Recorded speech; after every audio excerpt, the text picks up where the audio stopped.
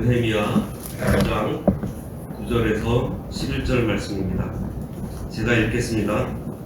주께서 우리 조상들이 애굽에서 고난받은 것을 감찰하시며 홍해에서 그들의 부르짖음을 들으시고 이적과 기사를 베푸사 바로와 그의 모든 신하와 그의 나라 온 백성을 치셨사오니 이는 그들이 우리의 조상들에게 교만하게 행함을 나섰음이라. 주께서 오늘과 같이 명예를 얻으셨나이다. 또 주께서 우리 조상들 앞에서 바다를 갈라지게 하사 그들이 바다 가운데를 육지같이 통과하게 하시고 쫓아오는 자들을 돌을 큰 물에 던짐같이 깊은 물에 던지시고. 오늘 말씀의 제목은 홍해에서 부르짖을 때 들으신 하나님이 있습니다. 홍해에서 부르짖을 때 들으신 하나님. 여기 9절부터는 아브라함의 그 후손이 이스라엘이라는 이제 나라를 만들어가는 시작을 담았습니다. 이스라엘이 애굽에서 창대해지면서 이제 출애굽을 하게 되었습니다. 우리가 이렇게 출애굽 때 베풀어 주신 은혜에 대해서 우리가 자주 배우고 자주 접하고 자주 묵상하는 그 이유는 예수 믿고 구원을 받아 우리가 천국에 갈 때까지의 모든 과정이 바로 이 출애굽 과정과 또 이 광야를 지나는 과정과 같기 때문입니다. 출애굽하는 것을 우리가 배우고 이 광야 생활을 우리가 배워야 우리가 예수 믿고 천국에 갈 때까지 우리가 어떻게 살아가는지를 우리가 잘 알 수 있습니다. 또 우리가 그 삶을 삶으로 또 하나님을 기뻐하게 하고 또 하나님께서 우리들을 보호해 주시고 우리들을 인도해 주시는 것을 우리가 깨달아 나갈 수가 있습니다. 이스라엘 백성들이 출애굽하면서 부족해서 여러 가지 징계와 책망을 받게 됩니다. 그런 일들을 우리들에게 거울로 주셨어요. 거울을 들여다보면 우리는 이 출애굽 사건을 통해서 우리의 잘못된 점을 우리가 발견하게 되면은 빨리 고쳐야 할 것입니다. 고린도전서 10장 11절에 그들에게 일어난 이런 일은 본보기가 되고 또한 말세를 만난 우리를 깨우치기 위하여 기록되었다고 말씀해 주셨습니다. 우리들도 출애굽을 통한 하나님의 은혜를 깨닫고 또 천국 가는 그날까지 날마다 하나님의 그 구원의 은총을 체험하는 그러한 신앙생활을 해야겠습니다. 9절에 주께서 우리 조상들이 애굽에서 고난 받는 것을 감찰하시며 홍해에서 그들의 부르짖음을 들으시고 라고 했어요. 주께서 우리 조상들이 애굽에서 고난 받는 것을 감찰하셨다고 하셨습니다. 하나님께서 애굽에서의 이스라엘의 그 애굽에서의 400년 동안 감찰해 주셨어요. 이 이스라엘을. 이 사람들이 요셉이 애굽의 총리로 있으면서 아주 잘 지냈습니다. 그 잘 지내고 있는 그 때에도 하나님께서는 이들을 감찰해 주고 계셨어요. 또 그들이 아주 잘 살고 있고 또 평안하게 있을 때에 이스라엘을 또 하나님을 찾지를 않았습니다. 그럴 때 요셉을 알지 못하는 바로 왕으로 하여금 이스라엘에게 또 많은 고통을 주도록 허용하셨습니다. 이렇게 고통을 주고 고난을 주셨던 이유는 이스라엘을 그냥 내버려 두면은 이 이스라엘이 이스라엘이 아닌 이제 애굽 사람이 될 것을 하나님께서 그렇게 되는 것을 막기 위해서 하나님께서 이스라엘을 깨우쳐 주기 위해서 하나님께서 그러한 고난을 주셨습니다. 우리가 예수를 믿고 믿은 후에 형편이 나아질 때도 있고 또 형편이 나아짐으로 해서 또 그동안 어려운 가운데에서 우리가 늘 하나님 앞에 나와서 기도도 하고 또 신앙생활을 열심히 하다가 형편이 나아지면서 나태해지는 그러한 경우를 많이 당합니다. 또 우리가 편안할 때에는 하나님을 부르짖지 않다가 또 이제 어려움을 당하고 괴로움을 당할 때 또 하나님 앞에 나와 부르짖는 그러한 때가 있습니다. 근데 하나님께서는 희한하신 게 이스라엘이 평안할 때에도 감찰해주고 계셨고 이렇게 막 부르짖을 때에도 감찰해주고 계세요. 항상 변함없이 들어주시고 우리들을 이렇게 돌보아주고 계십니다. 이처럼 하나님께서 이스라엘의 그 부르짖음을 들으시고 또 이 이스라엘을 불쌍히 여겨주시면서 그 출애굽하는 과정에서 그 애굽의 그 고난 고통 속에서 건져내 주십니다. 출애굽기 2장 23절에 보면 여러 해 후에 애굽 왕은 죽었고 이스라엘 자손은 고된 노동으로 말미암아 탄식하며 부르짖으니 그 고된 노동으로 말미암아 부르짖는 소리가 하나님께 상달된지라 라고 되어 있습니다. 그리고 바로 24절에 하나님이 그들의 고통 소리를 들으시고 하나님이 아브라함과 이삭과 야곱에게 세운 그의 언약을 하나님이 이스라엘 자손을 돌보셨고 하나님이 그들을 또 기억하셨더라 라고 되어 있습니다. 이처럼 우리가 기도할 때에 이 이스라엘 백성과 같이 언약의 말씀을 붙잡고 기도해야겠습니다. 성경 말씀을 붙잡고 기도해야 합니다. 이스라엘이 언약을 붙잡고 부르짖었더니 아브라함과 이삭과 야곱에게 하신 그 언약을 하나님께서 기억해서 이스라엘 자손들의 그 기도를 들으시고 애굽에서 나오게 하신 겁니다. 우리들도 하나님 앞에서 편할 때는 기도하지 않고 내 마음대로 살다가도 어려운 문제를 만나 회개하면서 기도할 때에 하나님께서는 너희들이 회개하면은 내가 그 죄를 용서해 줄게. 또 너희들이 환난 날에 나에게 부르짖으면 내가 너희를 건져주고 또 너희가 나를 영화롭게 할 거야 라고 하나님께서 분명히 성경 말씀에 말씀해 주셨어요. 이 말씀을 우리가 의지해서 우리가 환난 당하고 어려움 당하고 고통을 당할 때 그 고난이 나의 죄 때문에 온 것인지 우리가 죄를 찾아서 회개를 하고 회개하면 반드시 용서해 주시는 하나님 그 약속해 주셨잖아요. 또 환난 날에 부르짖으면은 그 부르짖음 들어주시겠다라고 약속해 주셨잖아요. 기도하시면 됩니다. 사실 명치 없어요. 늘 배반하고 내 편할 때는 진짜 하나님 떠나서 하나님 전혀 생각하지도 않고 나만 생각하면서 살다가 어려움 당해서 그제서 우리가 하나님 찾아요. 명치 없습니다. 명치 없지만 그래도 이 언약의 말씀, 이스라엘 백성처럼 이 언약의 말씀을 붙잡고 하나님 앞에 우리가 부르짖으면은 하나님께서 그 언약 말씀 약속 지켜주신다는 사실입니다. 그리고 그들이 홍해에서 그들의 부르짖음을 들으셨다고 했어요. 이스라엘이 홍해까지 올라올 때는 참 좋았습니다. 자기들을 괴롭히고 자기들을 핍박하던 사람들의 장작을 하나님께서 다 쳐서 죽이셨어요. 어떻게 보면은 속으로는 고소했을 수도 있습니다. 그러면서 그 사람들이 어쩔 수 없이 이제 이스라엘을 내보내려고 해요. 근데 이스라엘은 그 나가는 과정에서도 그냥 나가지 않습니다. 우리들이 여지껏 네가 품삯을 달라고 해가지고 그 애국 사람들이 자기네들이 있던 채무이니 보석이니 여러가지 장신구들을 이스라엘 백성들에게 다 내줘요. 사람이 죽어나가는데 그런 것들이 뭐 중요하겠습니까? 그냥 다 내어줍니다. 그러니까 많은 재물들을 갖고 나오게 된 거예요. 그래서 출애굽을 할 때에는 이스라엘 사람들은 굉장히 기분 좋게 나왔어요. 근데 나오다 보니까 하나님께서 그 인도를 블레셋을 통과해서 가게 되면 가나안 땅을 가게 되면은 2주만 가게 될 길인데 이상하게 남쪽으로 가라고 해요. 이제 가다 보니 홍해가 가로막고 있습니다. 그런데 바로 또 그 애굽 바로는 군사를 이끌어서 바로 그 홍해 가로막혀져 있는 그 이스라엘을 또 쫓아오고 있어요. 우리가 여기서 이 이스라엘이 애국 군대가 쫓아오고 뒤를 따라오고 있는데 이제 인간적으로 우리가 생각을 해보면은 하나님이 가라는 곳으로 왔어요. 분명히 그냥 블레셋 통과해가지고 2주면 갈 수 있는 길인데 뭐 무슨 뜻인지는 모르겠지만은 남쪽으로 가라고 해서 갔는데 어려움이 생긴 거예요. 앞에는 막혀 있고 뒤에서는 적들이 쫓아오고 있고 진짜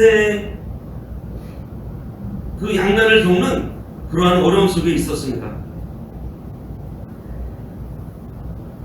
어떻게 하나님께서 가라는 곳으로 갔는데 왜 이런 일이 발생을 하지?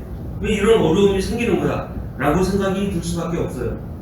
그런데 우리가 꼭 기억해야 될 것은 하나님이 가라는 대로 갔을 때 우리가 순종하면서 갔을 때 항상 평탄한 길이 아니라는 거예요. 또 어려운 일이 생길 수 있다는 겁니다. 그런데 이러한 역경을 만나게 된다는 것은 하나님께서 가운데에서 하나님의 능력을 우리들에게 맛보게 해주시고 또 우리들의 연약함을 깨닫게 해주셔서 더욱더 하나님만 의지하게 하려고 그러한 일들을 겪게 해주신다는 사실을 우리들이 기억해야겠습니다.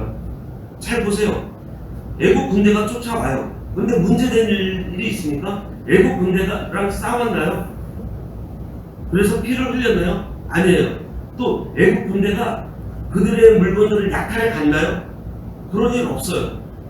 또 그들의 자녀들을 또 데리고 갔나요? 그런 일 없어요. 안 잡혀갔어요. 아무런 일도 벌어지지 않았어요. 그냥 쫓아오고 있는 상황이고 앞에는 그냥 홍해만 막혀져 있어요. 아무런 일도 벌어지지 않았어요. 근데 이 이스라엘 백성들은 하나님을 원망하고 거기서 막 모세를 원망하고 난리가 납니다. 우리가 하나님 말씀대로 걸어가다 보면은 역경이 닥쳐요. 근데 그 역경이 왔을 때 하나님 말씀대로 여기 왔는데 하나님 아버지 우리가 역경을 만났습니다. 지금 어렵습니다. 이런 일이 있습니다. 하나님 이 역경을 통해서 저희들에게 베풀어 주신 은혜가 무엇입니까? 하나님의 뜻을 깨닫게 해주세요라고 우리가 그냥 내 사정을 얘기하면서 기도해야 됩니다. 근데 이스라엘이 이때 이런 기도를 했으면 얼마나 좋았겠어요. 그런데 어떻게 했어요? 모세를 원망합니다. 애굽에 매장지가 없어서 네가 여기를 우리까지 데리고 온 거야? 이렇게 얘기를 해요. 그런데 그런 이스라엘을, 그 원망하는 이스라엘을 하나님께서는 버리지 아니하시고 또 그 홍해를 건너게 해주세요.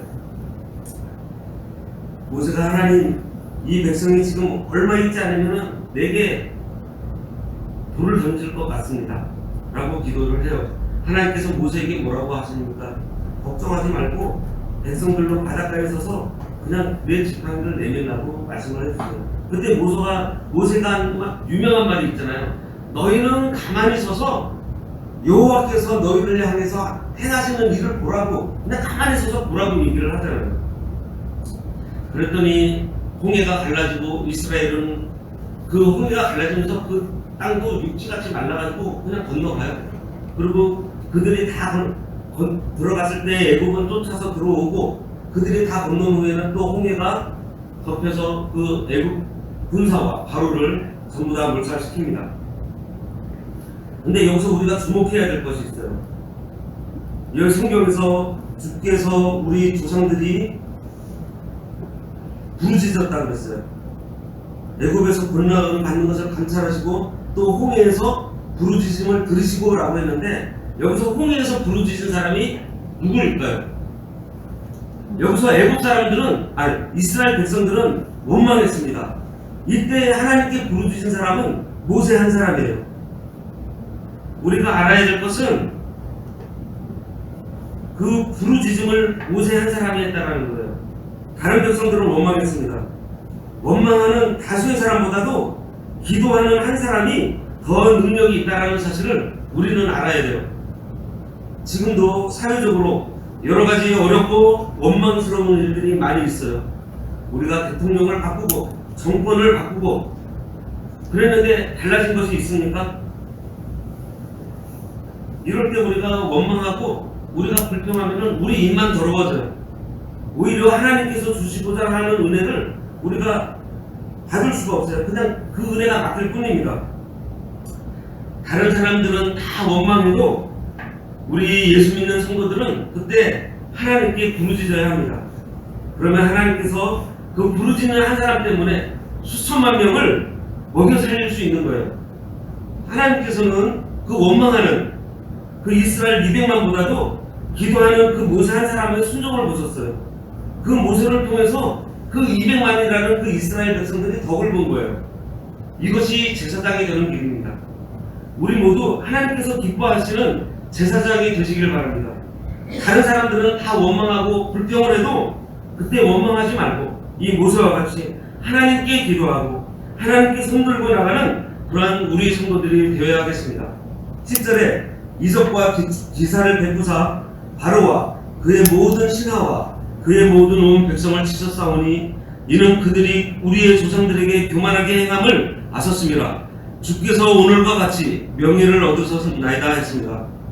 모세의 기도를 들으시고 하나님께서 이적과 기사를 보여주셨습니다. 이 이적은 하나님이 은혜로 주시는 표로 사람이 생각할 수 없는 사건입니다. 그리고 이 기사는 인간의 머리로는 이해가 되지 않는 그런 기이한 일들을 말합니다. 지금도 하나님께서는 이렇게 기사와 이적을 행하실 수 있는 분이심을 우리가 알아야 합니다. 하나님은 언제나 오늘이나 또 영원토록 동일하신 분이십니다. 그렇기 때문에 우리도 우리 민족 앞에 놓인 이 홍해, 또 내 가족 앞에 있는 이 홍해, 또 내 개인 앞에 놓인 이 홍해가 있을 때 기도하시기 바랍니다. 하나님이 인도하는 대로 왔는데 힘든 일이 일어났나요? 그러면 걱정하지 말고 기도하시기 바랍니다. 하나님께서 그 기도 반드시 들어주시고 반드시 길을 열어주실 것을 믿으시기 바랍니다. 여기 그 10절에 보면 바로와 그의 모든 신하와 그의 나라 온 백성을 치서싸우니 이는 그들이 우리의 조상들에게 교만하게 행함을 아셨습니다. 이처럼 이방 사람들이 우리의 대적들이 이렇게 업신여기면 성도를 업신여기면 하나님께서 이렇게 치신다는 말씀입니다. 우리가 하나님께 기도하면 이적과 기사로 구원을 경험하게 됩니다. 그런데 세상의 그러한 일들을 보고서 교만하게 행하면 심판을 받게 됩니다. 우리 성도가 은혜를 받고 큰 체험을 하고 있을 때 아유 저것들이 또 요즘 우리 성도들을 향해서 기독교라는 얘기들을 많이들 하잖아요. 그 사람들 반드시 하나님께서 간섭해 주십니다. 우리는 그때 그들을 원망하고 그들을 위해서 손가락질을 하는 것이 아니라 그냥 그저 저들을 불쌍히 여기고 그 영혼을 위해서 기도하면 됩니다. 일은 하나님께서 해주세요. 또 여기 오늘과 같이 명예를 얻으셨나이다 했습니다. 이건 무슨 말입니까? 하나님께서 영광을 받으셨다는 겁니다.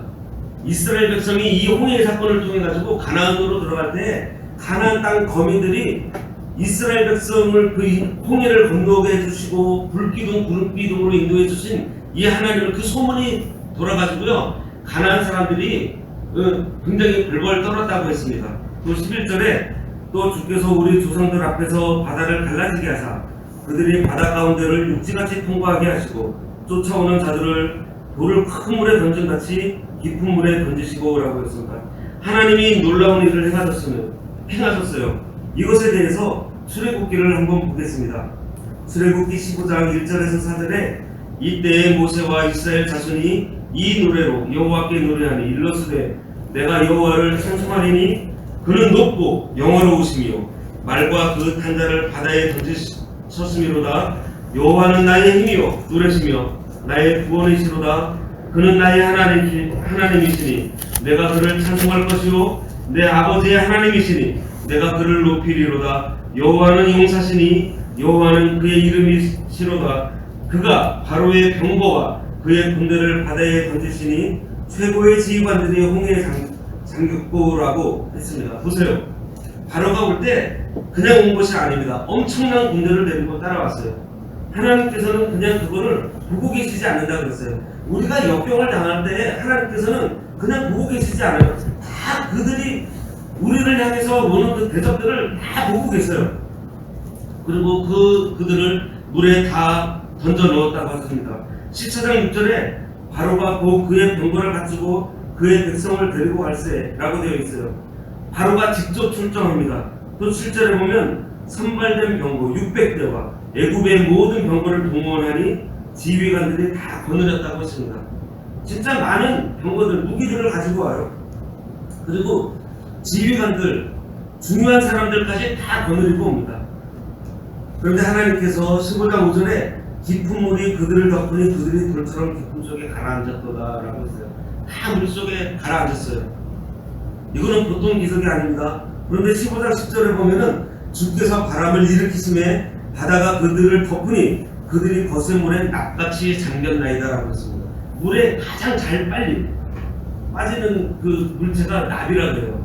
그러니까 이스라엘 백성들이 그냥 막 허우적거리다가 이렇게 빠지는 것이 아니라 밑에서 뭐가 끌어당기는 것 같으면 쑥쑥 빠져 들어가더라는 거예요. 그리고 이 홍해가 이렇게 넓은 망망대해가 아니라 이렇게 좀 기다란 폭이 좀 좁은 그러한 바다라고 합니다. 그리고 이 애국 사람들은 그 나일강하고 또 이렇게 좀 이렇게 물이 많은 곳에 있어가지고 수영을 잘한다고 해요. 근데 이러한 사람들이 한 사람도 남기지 않고 이 낙같이 그냥 물에 그냥 쑥쑥 빠져들어간 것 같이 다 죽었다는 것은 진짜 큰 이적이 아닐 수가 없습니다. 그리고 그때 홍해가 갈라진 그 모습은 육지 같았고 또 마른 땅이 되었다고 했어요. 이스라엘이 건넌 그 홍해는 마른 땅이 되어서 육지같이 아스팔트 같이 이스라엘 백성들이 다 지나갈 수 있었습니다. 우리가 하나님 앞에만 있으면은 그렇게 된다는 거예요.